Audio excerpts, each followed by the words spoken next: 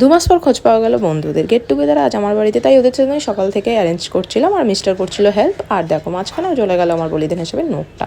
তো ইভিনিংয়ে সবাই এক জায়গায় হয়ে প্রচুর গল্প, প্রচুর আড্ডা, তারপরে হলো কেক কাটিং। প্রায় 1 মাস 2 দিন পর আমার আবার কেক কাটিং হলো বার্থডে। সো খুবই সারপ্রাইজ হয়েছি আমি, দারুণ লেগেছে আমার দিনটা, সত্যি সারপ্রাইজটা দারুণ ছিল। তো বন্ধুরা এক জায়গায় হলে যা হয়, গল্প গুজব হইচই হই হুল্লো, আর সেটাই তোমাদের সাথে শেয়ার করছি।